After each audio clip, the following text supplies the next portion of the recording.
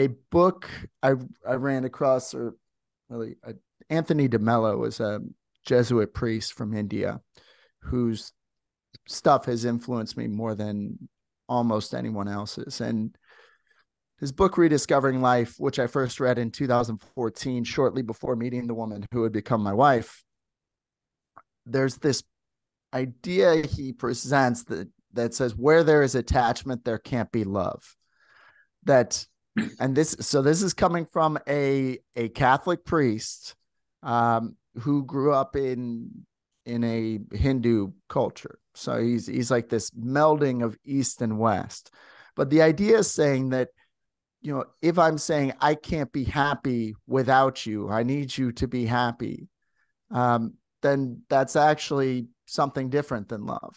That's a form of selfishness, actually. And this idea was so challenging to me, uh, because for me and my romantic history up to that point, I had almost ended up engaged on two different occasions. Lucky for everyone involved, those didn't happen. I would have been a very difficult person to be engaged and or married to at that time. Arguably, I still am. But to me, love had been attachment, and and that relationship continuing, and it could be whoever, just being in a relationship saying, I want this to continue, I don't want this person to leave me, would dictate how I behave, right? So it's attaching to the outcome of the relationship continuing, regardless of whether that relationship actually should continue. So I meet my wife in early 2015. We end up getting engaged at the end of that year. We end up getting married in the middle of 2016. By the middle of 2017, our marriage is in danger. Things that have not gone well. We're both in our mid 30s at this point. We had met traveling in India, actually on the first day of a 10-day silent meditation retreat while waiting for our room assignments is where we met. And she was also in this time where she had left her career as a dental hygienist and had gone back to school. Now was spending 6 months in India. And so we're both basically living out of backpacks and traveling. And that's how we spent the first couple of years of our relationship for the most part. Then we came to this point of, what are we going to do? Is we want to have a family. We got married because we're interested in having a family. We're in her parents' basement, like as kind of our home base, while she's trying to finish her degree in Toronto. I'm doing like part-time contract work as an attorney. I made like $120,000 over the course of those 4 years, right? So we're getting by on relatively little income. And there came a point of something has to give, right? And it's easy to look back from where I am now and connect the dots in a particular way.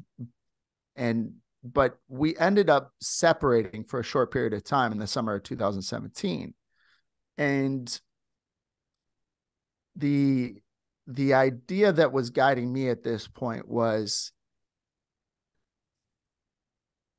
the marriage was not working the way it was going.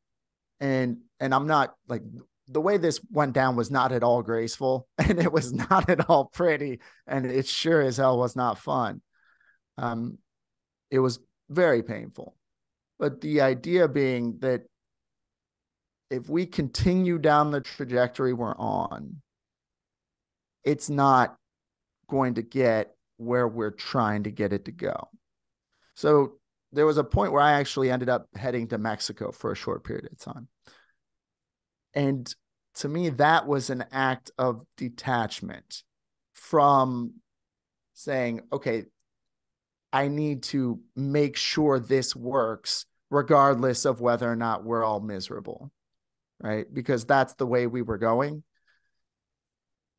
So there was a point where saying, okay, if the choice is our being happy or my being happy or staying in this relationship, I'm going to choose happiness. I'm going to choose our having a shot at that, even if it's not together.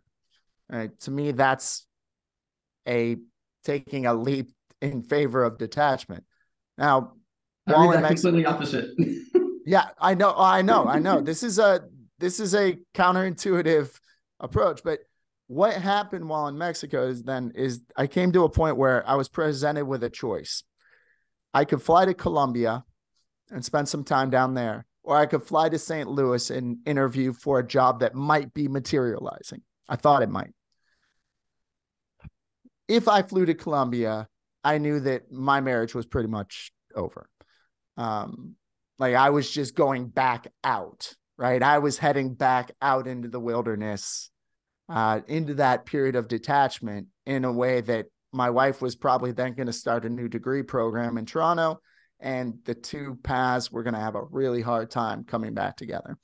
If I went to St. Louis, my marriage was still in trouble. It was still in big trouble. Um, but at that point, we got a job. We have more of an income. We have the foundations upon which you can start to build a life and a family. Right. I didn't know that the job was actually there yet. There were some other moving pieces, and I had to make the choice. I chose to fly to St. Louis.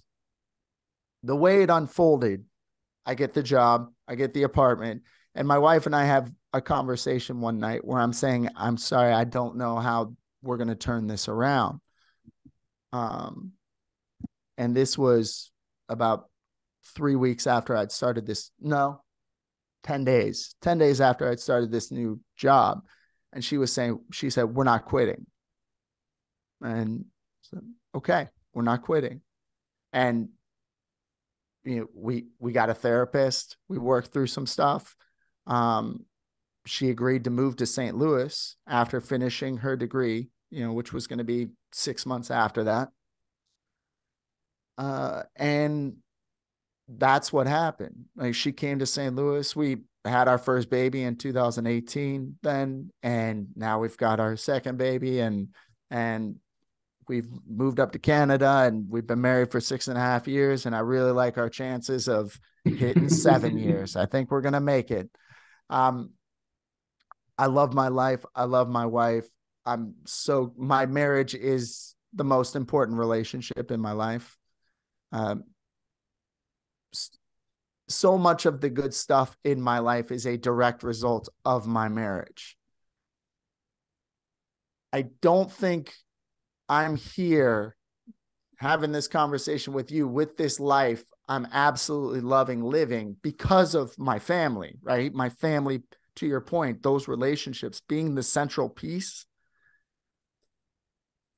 I'm not here doing that had I not been willing to let it go in 2017. And my wife actually would probably disagree with this. And we'll let her. My wife doesn't listen to my other podcast about LinkedIn. She listens to every one of this. So she's going to listen to this. She will let me know if she disagrees with what I'm saying right here. But and I'm not saying that I was a genius or telling the future by saying this is how we're going to save the marriage. No, it was me making that call. I think it goes back to the serenity prayer, that wisdom to know the difference, saying, I can't control these particular things. All I can do is try to make the best decision. And had I not been willing to make that decision in favor of our happiness in a way that took us apart, it doesn't come back together.